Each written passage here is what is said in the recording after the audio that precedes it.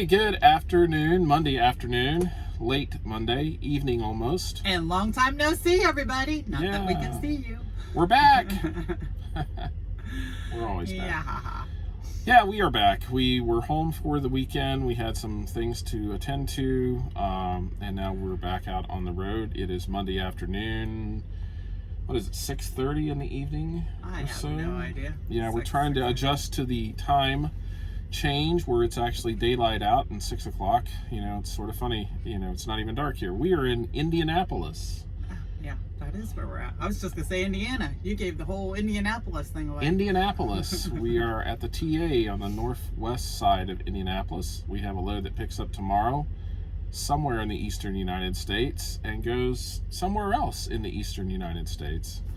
You're talking east because, like, it's east of the Mississippi, right? Yeah. It's the normal separation thing in the United States is the Mississippi. So, yes, we have a load tomorrow.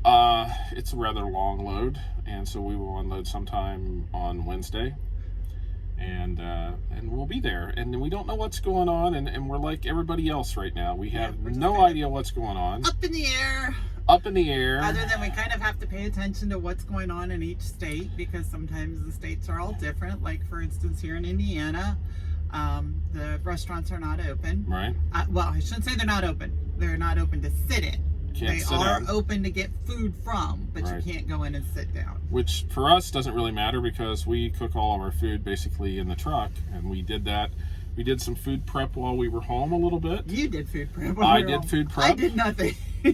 Judy had a very busy schedule. I got evidently my last few workouts in Planet Fitness this weekend because they're not open anymore, just in case any of you are wondering. Yes, in the state of Ohio, all the gyms are closed now. We don't know how quickly it just seems like Ohio does something. I think Michigan's the same way with Planet Fitness. You said a bad word. Oh, I did. But the state up north.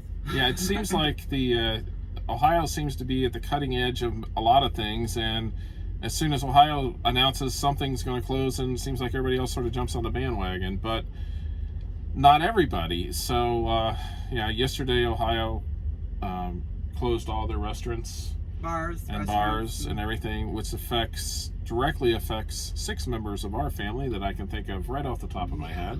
It's just when we're in the restaurant business, it's gonna be tough times right now. Yeah, and friends too. We have friends that own a bar. We have friends that do all kinds of stuff. Yeah. You know, it's a tough time. So we are trying to avoid everybody. One time it pays off to be antisocial, and so that's what we're sort of doing. We don't know how this is going to affect us. Our plan is to come out and run because we have a feeling that our services may be needed because of the nature of the things that we haul sometimes, but we have not seen anything along those lines yet for us. And our carrier hasn't really said much, so we're assuming things just are going on as normal. Yeah. Unless we see something differently. We haven't really gotten any, communication from them, as far as other than just the, hygiene kinds of stuff that everybody else has. Wash your hands. Yeah. Don't touch your face. Does anybody realize how much I touch my face when they tell you not to? All the time. And it's like, don't touch your face, and you're like compelled. It's just like, I want to touch it.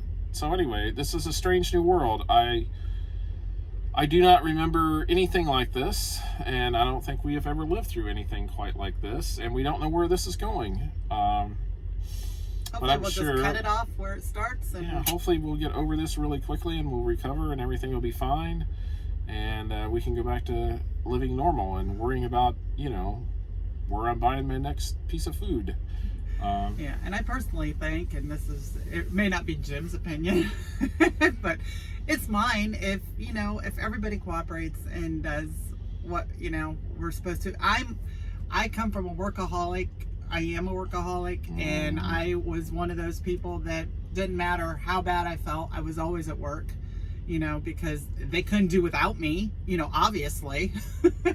Obviously. But these are not times to be like that, guys. Just sticking at home. And I think I was listening to the national stuff, which I am not a big news person. she is Jim not. can attest to that. He's always got to tell me what the news is because I have no clue. I just assume be oblivious to everything. So today I was listening to the president and their the national whatever update. I can't remember what it's called. Guidelines, I guess. Yeah. Whatever. But just they said the best thing they can do is if one of your family members gets it, everybody stay home. Don't anybody go to work. Don't anybody because that's you don't know if you're a carrier. But anyway, didn't mean to get off on that. Everybody else is talking about it, so I guess we might as well. Well, and that's the thing that I was telling Judy earlier. It's one of those things where a lot of us get our news from Facebook, and I'm sure that's not necessarily a good thing. But it's one of those things where everything on Facebook now is this. Every post seems like it's this. And I told her, you grow tired of that, but at the same time, we're reading about all of it. Right, because we do travel through different states. We sort of need to stay aware of what's going on.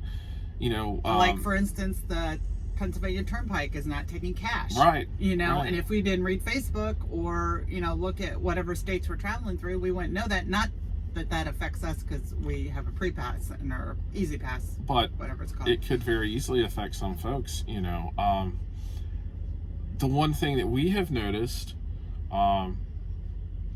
take it in the morning, get your smartphone out.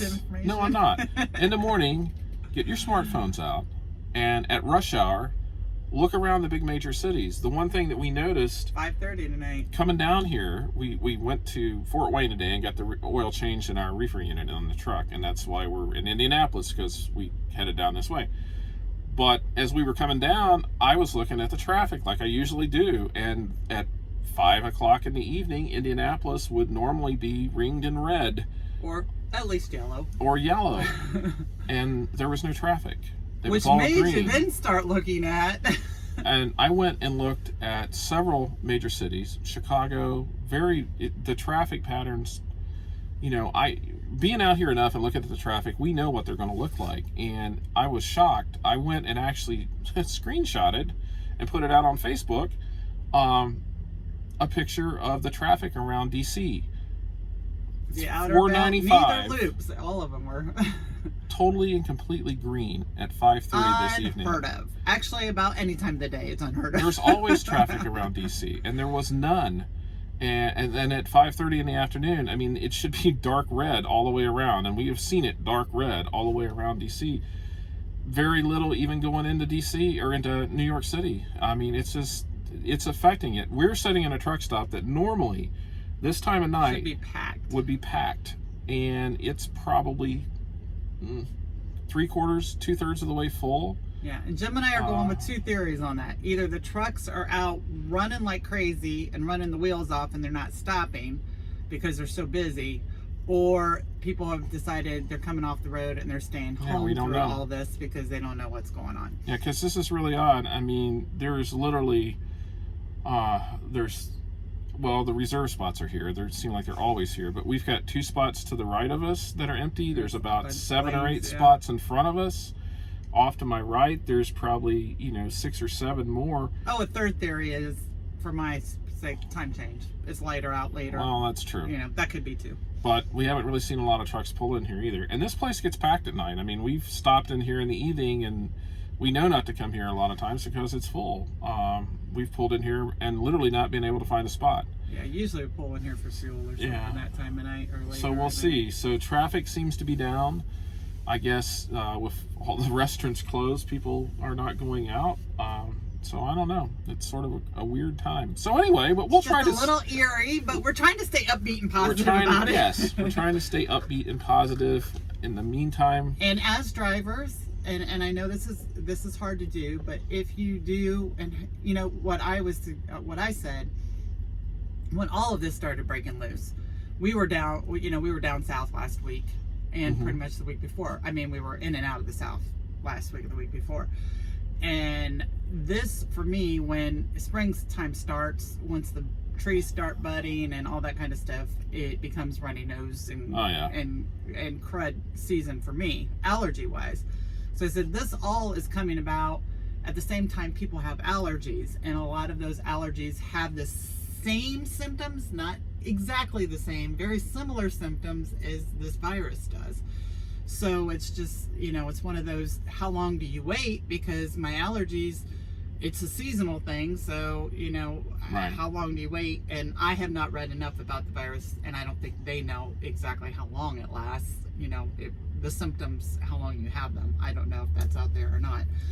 But I'm just like, okay, my nose is itching, my ears are what, but if you're a truck driver and you're feeling even your typical allergy symptoms, best be, as much as you can, contain yourself to your vehicle. And I know that's not easy. It's pretty hard, especially for some drivers who do not have the facilities that we have in our truck. Right. That's what makes it difficult. It's very difficult.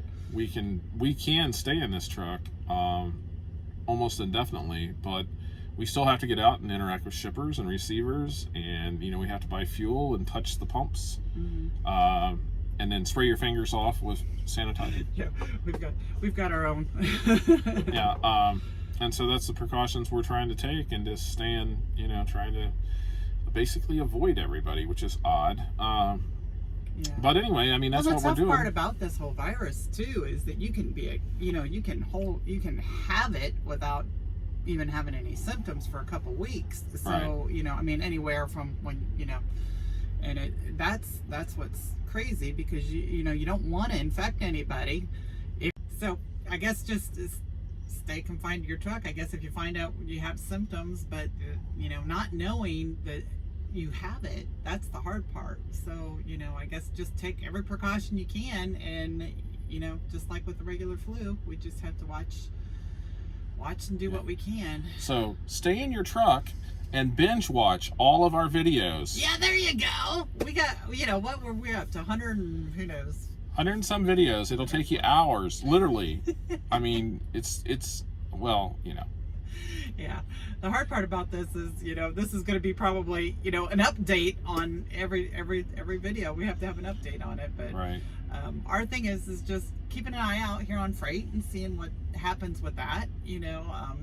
We kind of feel that we might be one of those essential kinds of jobs that we won't be affected too much.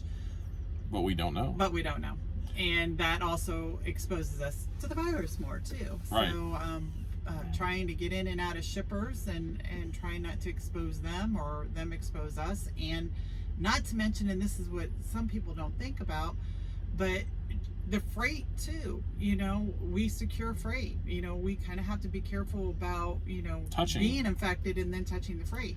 Right. We don't want that to happen either. So we want to take some precautions as drivers to figure out how to, to do that. Whether it, just be washing our hands right before we walk, go in and do it, or doing some hand sanitizer or our little disinfectant spray, whatever, If you can find it.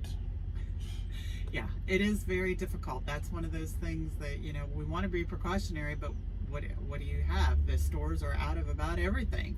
Right. And even you read on Amazon that they're about out of everything. Yeah, So, it's hard. Luckily, we actually stopped on our way home the other day and managed to find some toilet paper and some hand soap. Which we actually needed. Which we needed. It wasn't that we were trying to go out and hoard it. Yeah, there was probably 20 bottles of hand soap left, and I grabbed 3, but we got those for my nephew, who needs to wash his hands and keep them clean. Yeah. And so we took this home to him, and we kept the toilet paper, and because we needed it. And the one thing I have to say about all of this out here is if you are in need of things, that's it's totally understandable. But those people who can get out of their houses and do things and be able to get things on a regular basis, please think about those people who are not able to do that and who right. need these as a necessity for their daily lives. My nephew, he has to be obsessive about his immunity and his immune system, and right. because he's a transplant recipient, and he has to have that hand soap. And if there's no place to be found, what's he to do? You might actually have to use bar soap. Well, I just meant soap in general. But yeah. and hand sanitizer. He can't right now. Can't find him. And he's not going out in public. I mean, you know, that's just the thing. You know, he can't risk it. And if he goes, he'll wind up in the hospital if he gets it. And that's just something we don't want. And the other one of us is, a lot of us drivers out here have older parents, and you know, and we don't want them to be affected by all this. Or us. Yeah. Well, we don't want to be infected either. Well, I know, but what I'm saying is the truck drivers have to be cautious, because if we all get sick, there's no one to deliver the stuff. I mean, we do have to take care of ourselves. There are only so many people out there with CDLs, you know? Right. I mean, we really do need to take care of ourselves and try to avoid this as much as we can, because if half the truck drivers out here on the road get sick with this, who's going to deliver the freight? You know, so we'll see. And right now, I know that the stores are having trucks come in every day. You know, it used to be, well, you might go to a store once a week. You know, a truck might deliver something to a store once a week. Now they're going every day of the week. Right. So. And I don't know how long that will last, because eventually, hopefully, people will have stuff stocked. Right. And they may not come out anymore. But so anyway, enough of the depressing talk. We'll get on with our trekking stuff tomorrow. Yeah, we did have an awesome time at home with our grandson. We had a good time at home with him. My mom and dad and my sisters, and you know, and so family. We'll keep out here on the road and keep you updated. And so if you like videos like this, I guess we're done. Depressing stuff. Yes, we are done, because my hand is cramping and I can't hold this thing any longer. Gotta find a new setup. So please like our video, subscribe to our channel, watch all of our videos right now. Just do it. And subscribe. And don't forget to ring that notification bell and hit that like button. You know, as many times as you can. I don't think it'll do better than just one at a time. And we'll see you all in the next video. So long, everybody. Good night.